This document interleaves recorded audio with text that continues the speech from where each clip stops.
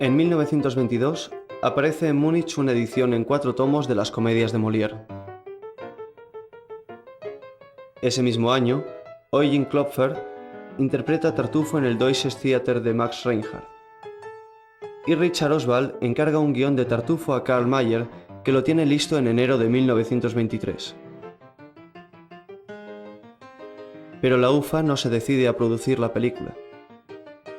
Emil Jannings se muestra interesado en interpretar el papel de Tartufo. A Jannings le encanta vestirse con trajes de época. Siente pasión por los films de vestuario, a los que llama mi viejo amor. El productor, Eric Pommer, decide producir la película. En noviembre de 1924, la UFA posee el guión y anuncia el rodaje.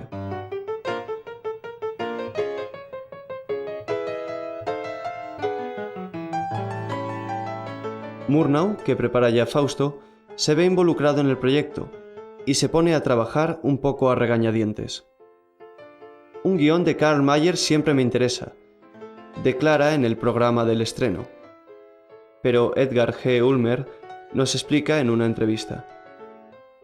Tras el último, quería rodar Fausto, pero primero tuvo que rodar Tartufo contra su voluntad. La UFA tenía contratado a Jannings para Tartufo, y Jannings representaba un gran valor comercial. A cambio, el productor Pommer había apartado a Murnau de Varieté, otro film con Jannings que Murnau quería dirigir tras el último, y que acabó dirigiendo Dupont. Según cuenta Theodor Haff, Pommer prefirió a Dupont, porque veía la historia demasiado sexy para Murnau. Un eufemismo para decir que un homosexual como Murnau no podía entender las pasiones heterosexuales. Y Murnau no se llevaba muy bien con los otros directivos de la UFA. El 21 de enero de 1925, Murnau escribe a Pommer una carta explicándole que el directivo de la UFA, Felix Kallmann, le ha dicho que no le gusta su película El último, porque trata de viejos y no tiene rótulos. De hecho, Kallmann, a espaldas de Murnau, ha hecho poner rótulos a El último, que pasará de nuevo censura 4 días después.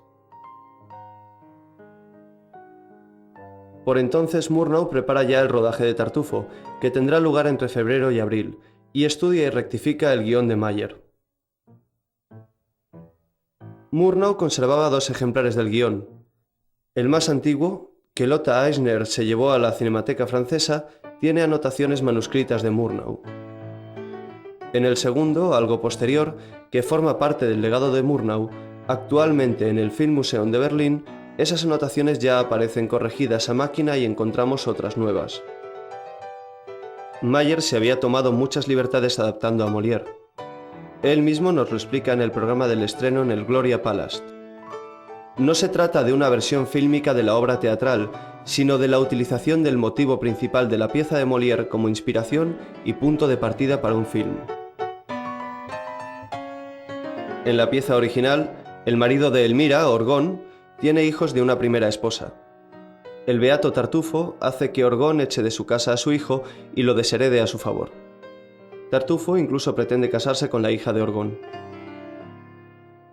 Elmira tiende una trampa a Tartufo, y Orgón, escondido bajo una mesa, le descubre tratando de seducir a su esposa. Pero Tartufo sigue extorsionando a la familia hasta que se descubre que es un delincuente. En su guión, Mayer elimina muchos personajes y situaciones. Desaparecen los hijos y la madre de Orgón. Esta es la trama tal y como puede verse en la pantalla. Elmira espera ilusionada a su esposo Orgón, que regresa de un viaje. Pero este al llegar se niega a besarla por ser el beso un pecado, según su amigo Tartufo. Tartufo es un beato que poco después llega a la casa y se apropia de todo, separando al matrimonio con su puritanismo religioso. Elmira decide ponerle una trampa coqueteando con él ante su incrédulo marido, que observa la escena escondido tras una cortina. Pero Tartufo se da cuenta de que le espían y finge no sentirse atraído por Elmira. Elmira, desesperada, le da una cita nocturna en su cuarto, y Orgón puede así ver con sus propios ojos a un Tartufo desenmascarado que trata de seducir a su esposa.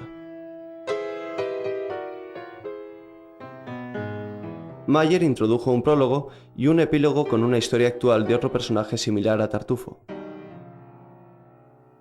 Una criada que trata de convencer a su señor para que desherede a su nieto, dejándoselo todo a ella. El nieto se presenta en la casa disfrazado y les proyecta la película sobre Tartufo. En el epílogo, el nieto descubre que la criada está envenenando a su abuelo y la echa de casa. Así es la película terminada. Pero en el guión de Mayer, la historia central era diferente. Los cambios que introdujo Murnau fueron muy importantes. En el guión original es Elmira la que regresa de un viaje y habla con su criada Dorina de un tal Tartufo que descubre que vive como invitado en la casa. Más tarde, Elmira se encuentra con su marido en la biblioteca. Elmira le pide que la dé un beso y Orgón, con la mirada puesta en sus libros, contesta con una frase que desconcierta y desilusiona a Elmira. Solo en la abstinencia reside la felicidad, según el señor Tartufo. Murnau cambia esta frase por el beso es pecado, según mi amigo Tartufo. Existen fotografías de estas escenas. Murnau llegó a rodar esta versión. En las fotografías vemos a Elmira con capa de viaje y sombrero, tal y como indica Murnau en sus notas.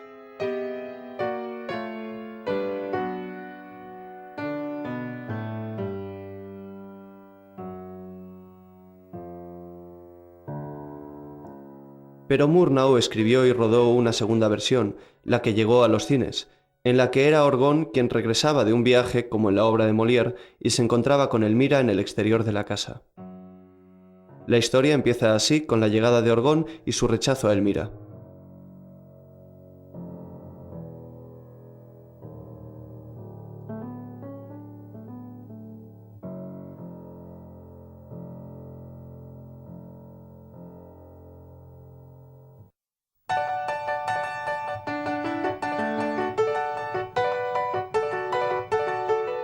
Esa escena es ahora la base de la trama del film. Elmira, abandonada de su marido, que no quiere acostarse con ella por culpa de las ideas religiosas imbuidas por Tartufo, va a tratar por todos los medios de recuperarle.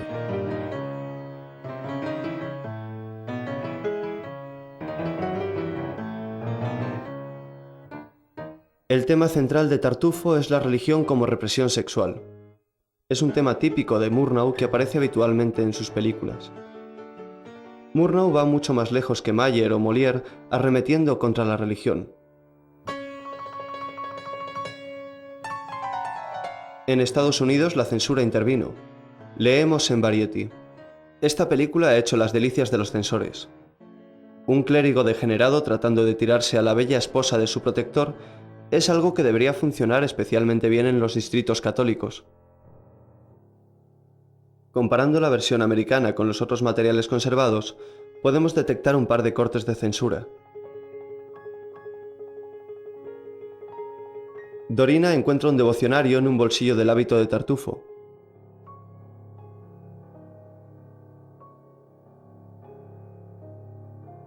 Y en otro, un segundo devocionario.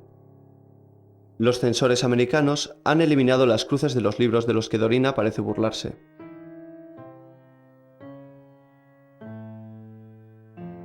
El otro corte es más importante.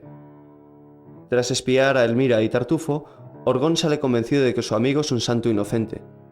Pero Tartufo sabía que le estaba espiando y pretende sacar provecho del sentimiento de culpa de Orgón. En un primer rodaje, Orgón mira hacia arriba en fervor místico, imitando a Tartufo.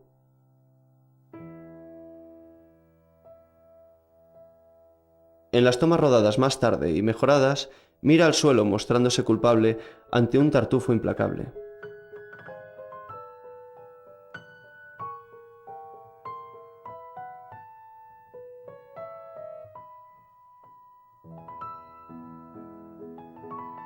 Y aquí termina la escena en la versión americana.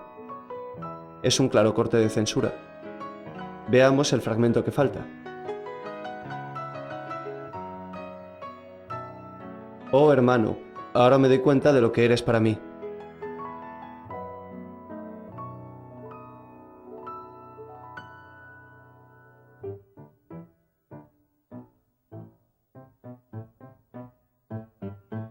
¿Y por qué ahora?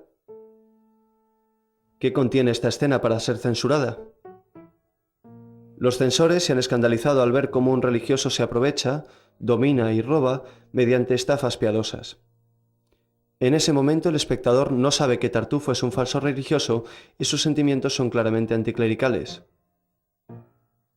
Las representaciones de Tartufo han generado siempre esos sentimientos. Por eso Molière tuvo que dejar claro que su personaje no era un clérigo tras ser prohibida y excomulgada su primera versión de Tartufo.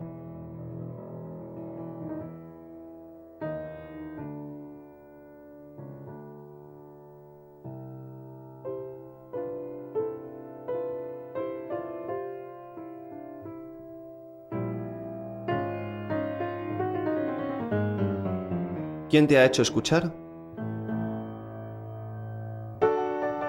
Nadie.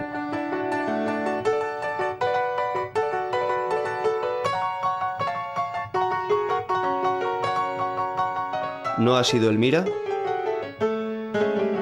No.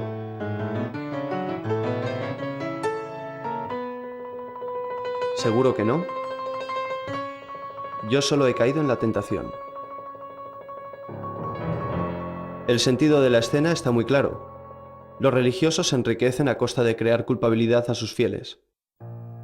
Lo que vemos es que, en el fondo, la religión es un negocio y la moral una artimaña para estafarnos.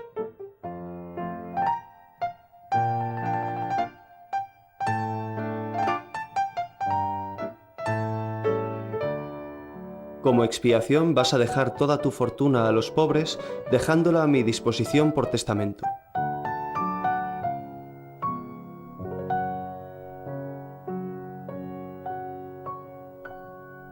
La escena es muy importante, y el propio Murnau la ha escrito a mano en su guión. Convierte la escena casi cómica y picaresca de Mayer, en la que Tartufo pedía a Orgón 3000 táleros para los pobres en castigo por su falta, en una situación mucho más dramática, en la que Tartufo le obliga a hacer testamento a su favor, robándole toda su fortuna. Murnau se oponía a la religión por su condición de homosexual, perseguido y reprimido por la Iglesia. So wie gelebt hat, hätte auch damals in einem fürchterlichen Widerspruch zur Kirche gestanden. Konnte ja eigentlich gar nicht. Das hätte dann sehr verstecken müssen, nicht? Mantener ocultas sus inclinaciones sexuales hubiera sido una hipocresía. Y precisamente la única frase de la obra de Molière que se ha mantenido en el guión y en la película nos habla de esa hipocresía. En Molière aparece como pecar en silencio no es pecar. Y en la traducción alemana de 1922, pecar en secreto no es pecar, como en la película. Murnau subrayó secreto en el guión.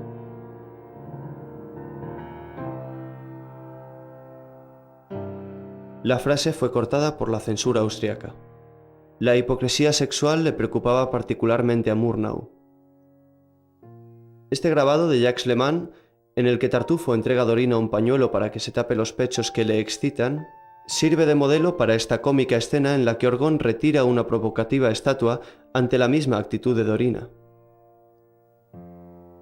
La escena del pañuelo no está en la película, pero sí la idea de Tartufo obsesionado por los pechos.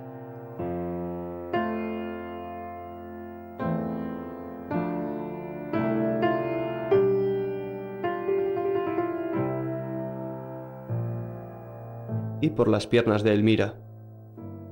Por cierto, que Lil Dagofa tenía las piernas torcidas y tuvieron que buscar una doble. Las piernas en esta escena eran las de Camilla Horn, una adolescente que unos meses más tarde se convertiría en la Margarita de Fausto y que fue preparada para este papel por la Dorina de Tartufo, Luigi Hoflich, que había interpretado a Margarita para Max Reinhardt. Murnau convierte Tartufo en una película sobre el deseo sexual. El deseo lo mueve todo. La libido de Tartufo que finalmente le perderá. La represión de Elmira.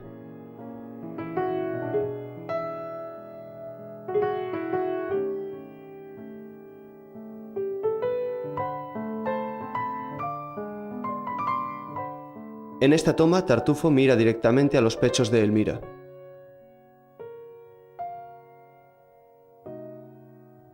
En estas otras, más cómicas, se contenta con golpearlos con su devocionario mientras la mira a los ojos.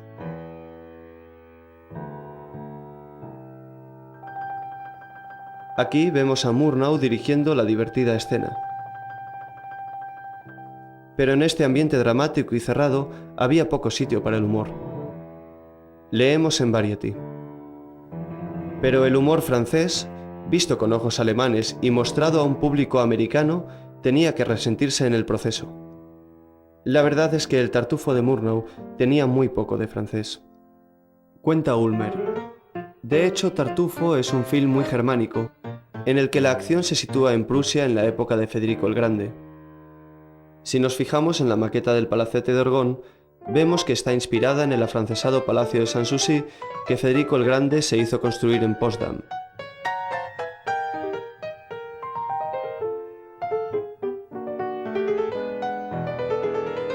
Y en los dibujos del decorador Robert Herth encontramos de nuevo como modelo el Palacio de Sanssouci.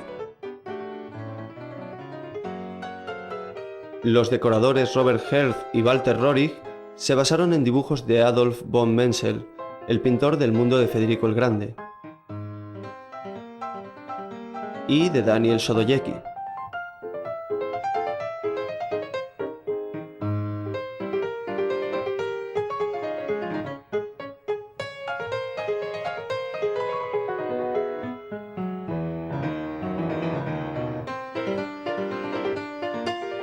Murnau quería conseguir un tono rococó más francés, y se inspiró en pinturas francesas como La señora lacrando una carta de Chardin, conservada en Charlottenburg, en Berlín.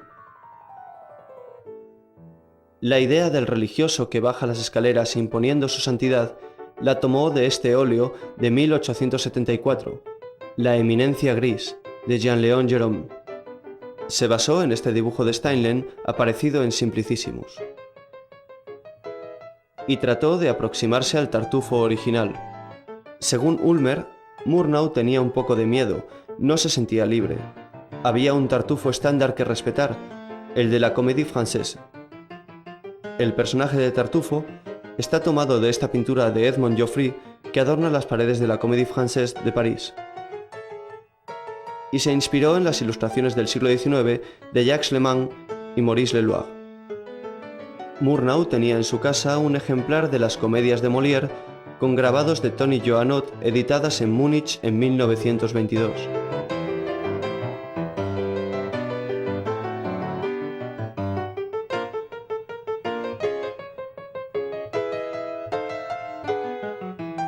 No sabemos qué otros libros manejaron los decoradores.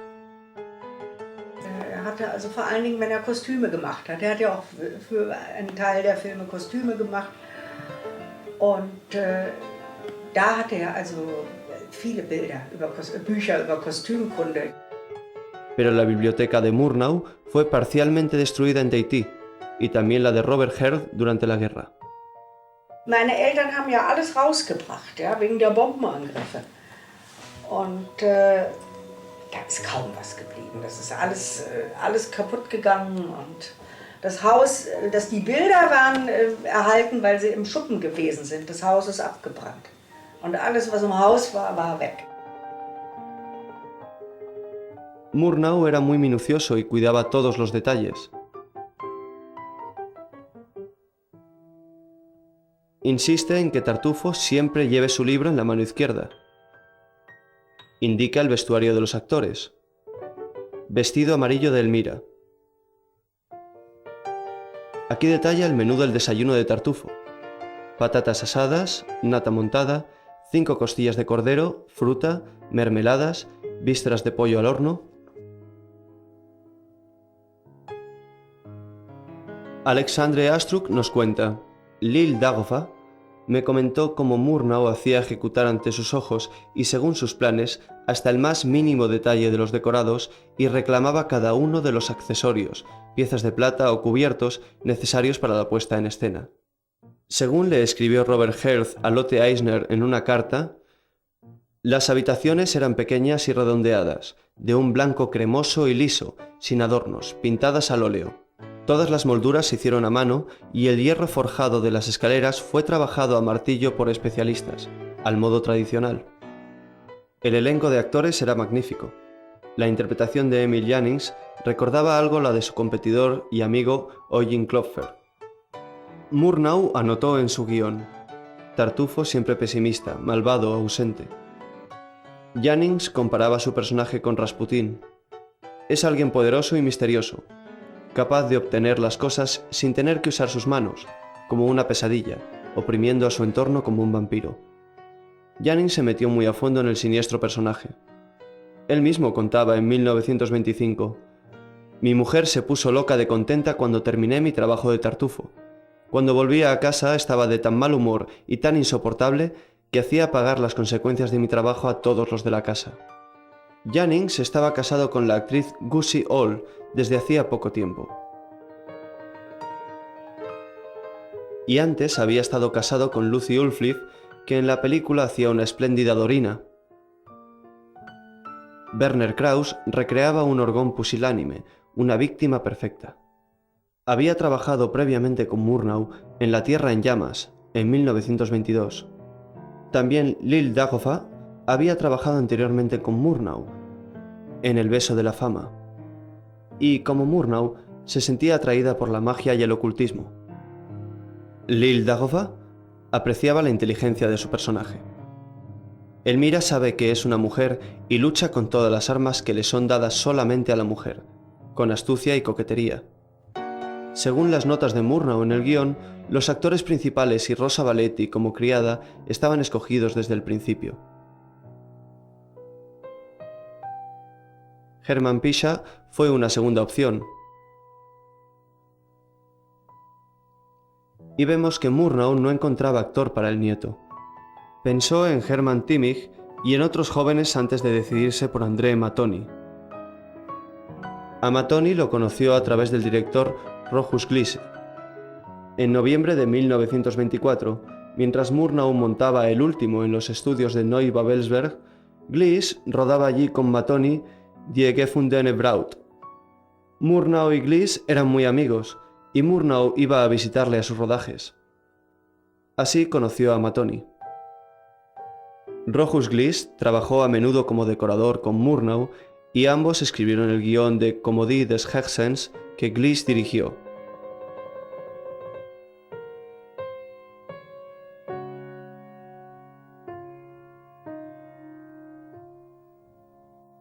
La fotografía de Tartufo fue de Karl Freund, que ya había rodado con Murnau y Jannings El último.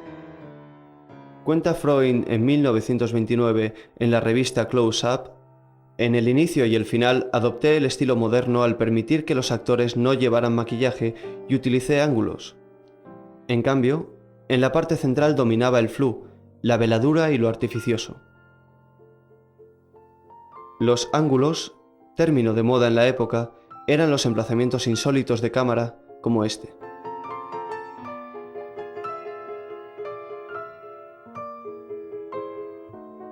Murnau establecía sus posiciones de cámara y estudiaba los movimientos de los actores sobre pequeños planos que dibujaba de sus decorados.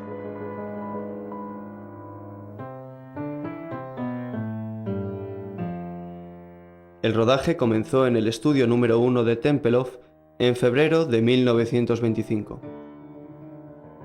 Los decorados se construyeron en falsa perspectiva para que parecieran mucho más grandes. Este procedimiento ya se había utilizado en El último, por ejemplo en el restaurante del hotel. Los actores estaban situados sobre una plataforma y tras ellos se movían figurantes ante un telón con más figurantes pintados. El techo era un panel pintado. Los puntos de fuga de cada elemento no coincidían.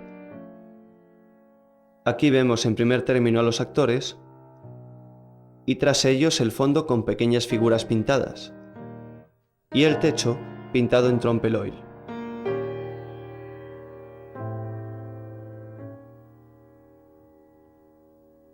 En Tartufo se utilizaron de nuevo fondos en falsa perspectiva.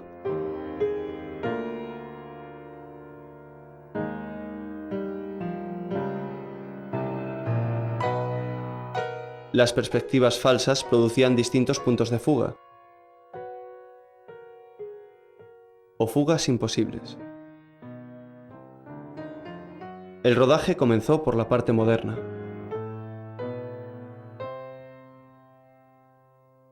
Murnau, bajo la mirada de su joven ayudante Eric Older, explica a Rosa Valetti cómo debe afeitar a Hermann Pischa.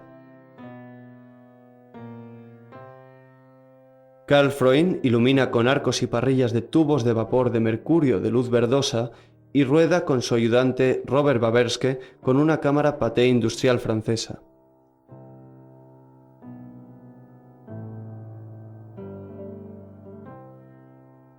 Murnau retocó entonces la historia central en el guión y la rodó entre marzo y abril.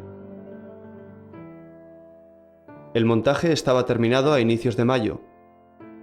El día 16, el músico Giuseppe Becce declara haber comenzado a trabajar en la partitura y que la UFA le ha dado 4 meses de plazo. La película pasó censura en agosto con el título Herr Tartuffe, pero no se estrenó en Berlín hasta enero de 1926, ya como Tartuffe, inaugurando el lujoso cine Gloria Palast. Se publicó un costoso programa e incluso se fabricaron 2 figuras conmemorativas de porcelana de las que se sorteaban 3 parejas entre el público de cada sesión. Y todos los días, a las 5, se ofrecía un té gratis a los espectadores. De la música de acompañamiento compuesta por Giuseppe Becce, tan solo se conserva la partitura de piano. La orquestación perdida tenía, según la crítica, importancia dramática. El tema que acompañaba a Tartufo era la coral Vom Himmel hoch, y las variaciones en su orquestación comunicaban al espectador sus distintos estados de ánimo.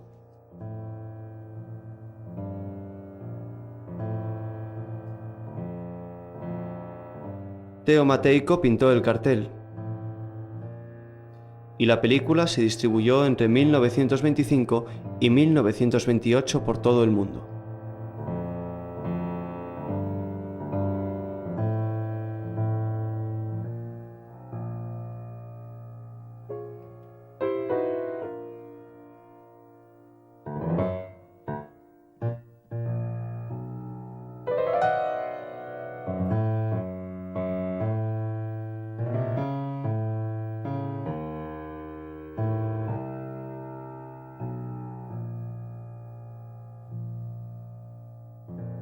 De Tartufo no se ha conservado ningún negativo original, pero en diversos archivos se guardan 4 copias de los años 20 procedentes de 3 negativos distintos.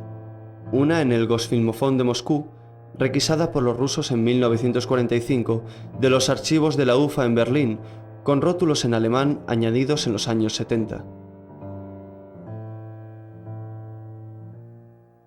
2 en la Cinemateca Suiza, en Lausanne, una de ellas con rótulos en español procedente de Argentina.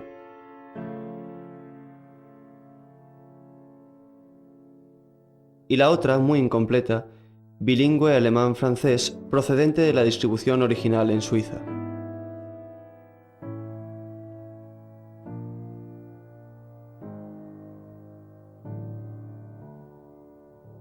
En la Library of Congress de Washington se guardaba una copia con rótulos en inglés, procedente de la distribución primitiva en Estados Unidos. Actualmente se conserva en el Bundesarchiv de Berlín. Está tirada en 1928 del negativo americano e incluye textos rodados ex professo para Estados Unidos, similares a los rodados para Alemania. Abajo vemos los rótulos modernos añadidos a la copia rusa.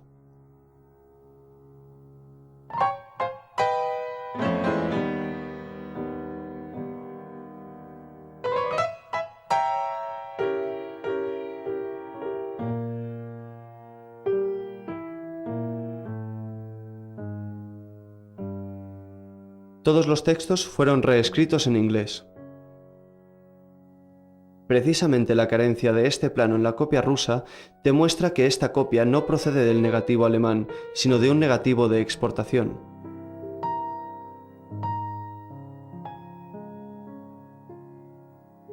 En la copia rusa, todos los planos con texto fueron añadidos después de la guerra de una copia hoy perdida. Puede verse que son duplicados en la doble ventanilla fotografiada.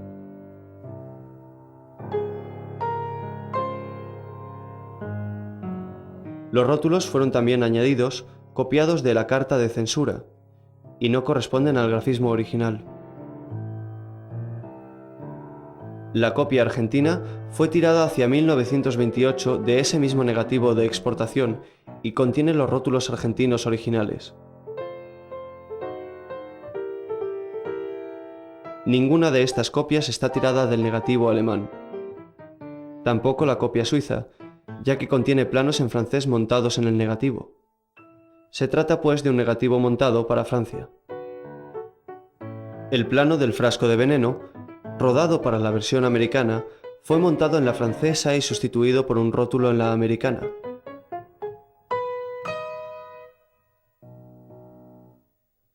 A la izquierda vemos la versión francesa, a la derecha la americana, y abajo la de exportación.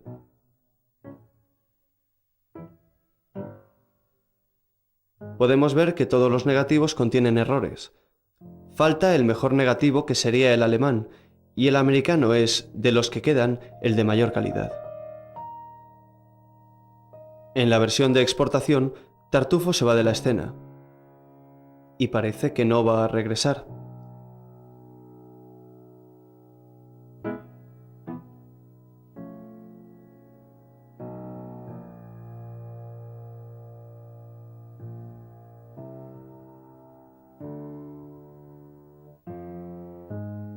Elmira sirve el azúcar con la izquierda en la versión de exportación, y la acción de dejar el azucarero se repite.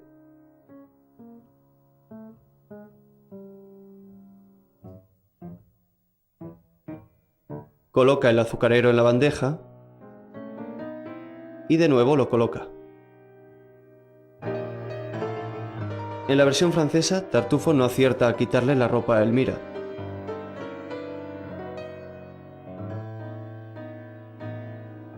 En la versión de exportación, se pierden las manos crispadas de Orgón. Aquí falta un plano en la americana. Y en la francesa repiten el mismo plano.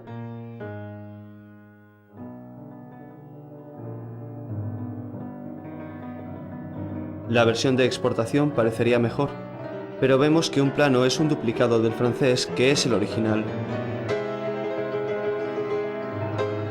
Los puntos negros aparecen más intensos en el duplicado que en el original.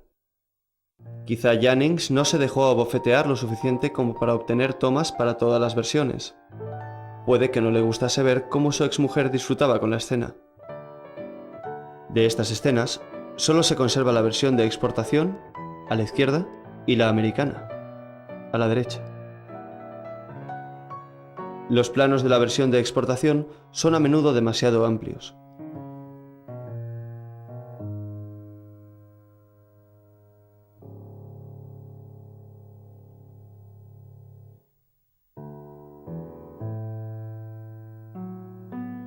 El nieto coloca los zapatos con más cariño en la versión americana.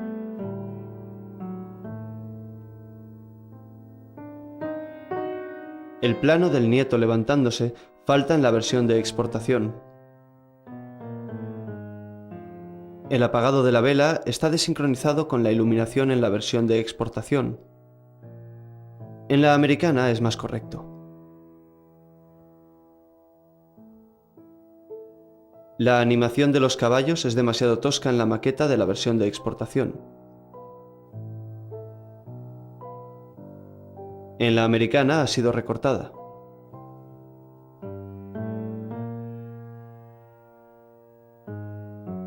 El encuadre es distinto en estas escenas.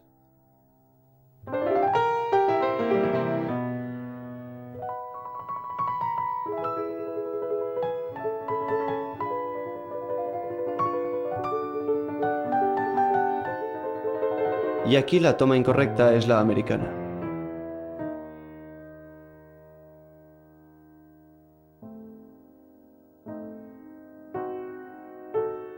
Esta toma es la misma. La original es la americana y el duplicado es la de exportación.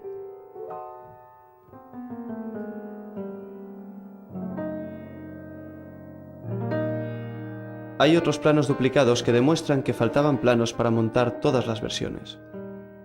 El negativo principal se ha perdido, y los rótulos alemanes también han desaparecido. Solo se ha conservado una fotografía publicada en 1927 en un diario berlinés. Su grafismo es el mismo utilizado por la UFA en la publicidad. Esa fue la tipografía de los rótulos originales. Las críticas hablaban de rótulos chapuceros e ilegibles. Como hemos visto, no ha llegado hasta nosotros ningún material procedente del primer negativo original.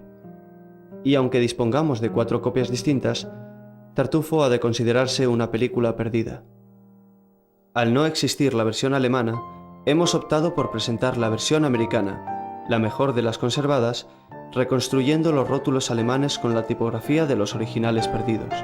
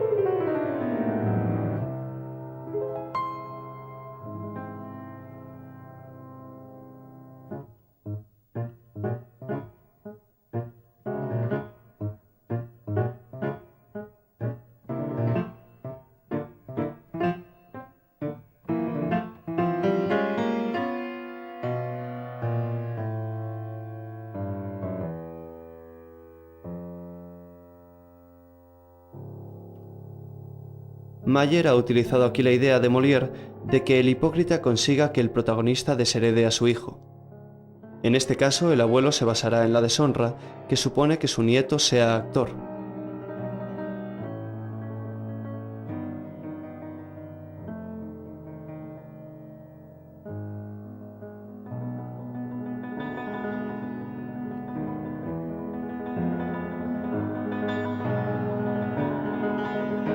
Esta idea del nieto repudiado por su abuelo por ser actor parece sacada de la propia vida de Molière.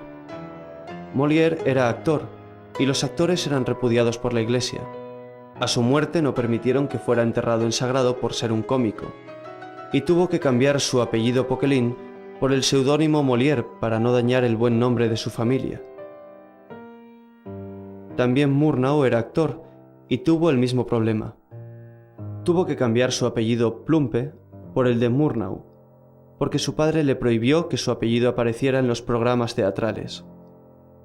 Los problemas planteados en Tartufo le tocaban a Murnau muy de cerca.